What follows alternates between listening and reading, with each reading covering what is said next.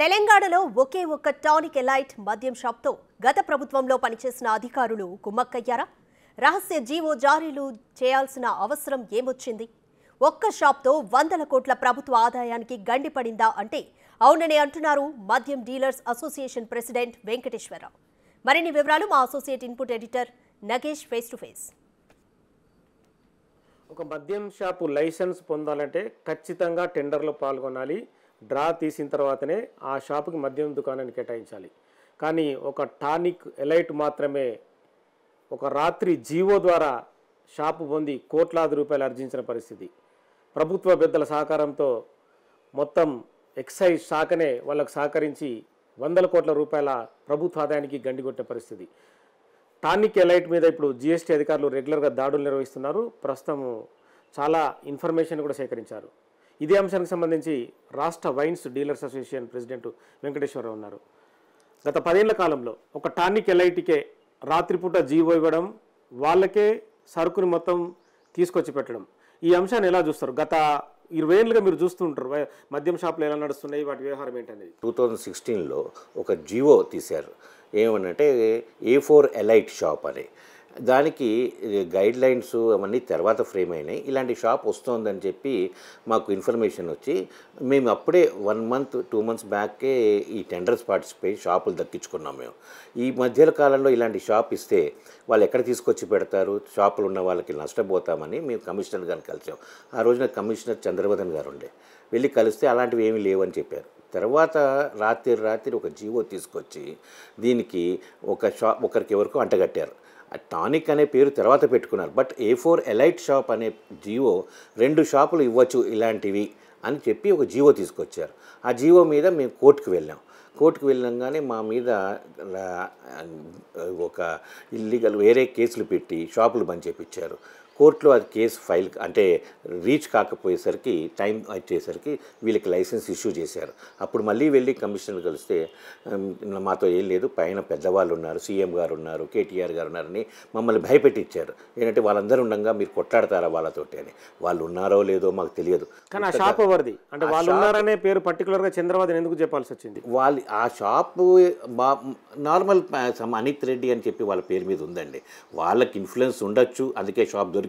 కానీ వాళ్ళ వెనకాల వాళ్ళు ఉన్నారా ఇంకోరు ఉన్నారా అనేది మనం కరెక్ట్గా చెప్పలేం. కమిషనర్కి సంబంధించిన ఒక కూతురు ఉంది, ఇంకో ప్రభుత్వానికి సంబంధించిన అల్లుడు ఉన్నాడు, లేదంటే గత ప్రభుత్వంలో ఒక మాజీ రాజ్యసభ సభ్యుడు ఉన్నాడని ఇలాంటి పేర్లు ప్రస్తుతం అంటే బయటకు వస్తున్నాయి. కరెక్ట్. అది అంతా మీడియా వాళ్ళు, వాళ్ళ ఇన్వెస్టిగేషను వాళ్ళు, లేకపోతే జిఎస్టీ వాళ్ళు, ఎక్సైజ్ వాళ్ళు ఈ ఇన్వెస్టిగేషన్ చేయడం మూలంగా వాళ్ళవి బ్యాక్గ్రౌండ్ బయటకు వస్తున్నాయి.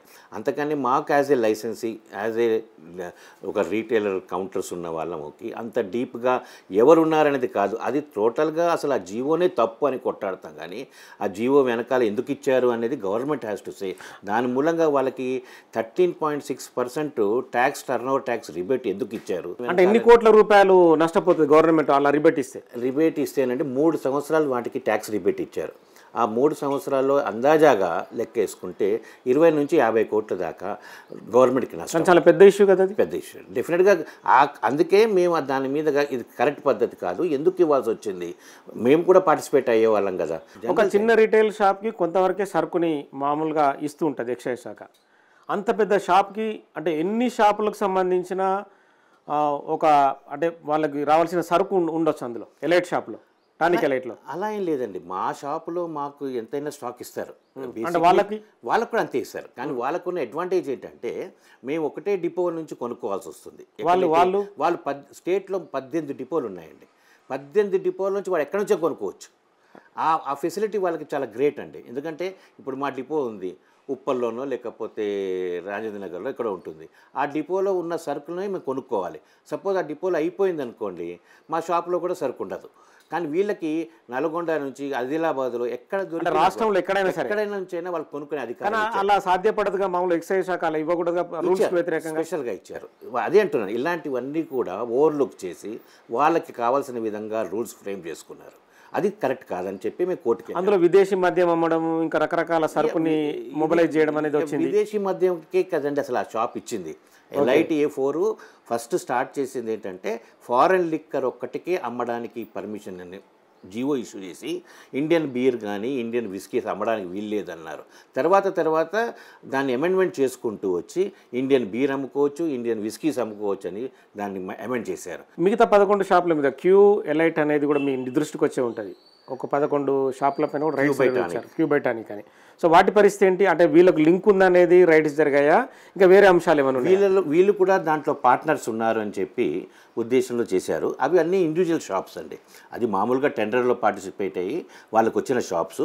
ఎవరికో బయట వాళ్ళకు వస్తే వాళ్ళని పార్ట్నర్షిప్లో కలుపుకొని గవర్నమెంట్కి ఒక 2% ట్యాక్స్ కట్టి, ఎక్సైజ్ ట్యాక్స్ కట్టి వాళ్ళని ఇంక్లూడ్ చేసుకున్నారు పార్ట్నర్ కింద. వీళ్ళు ఇంక్లూడ్ అయ్యారు దాంట్లో.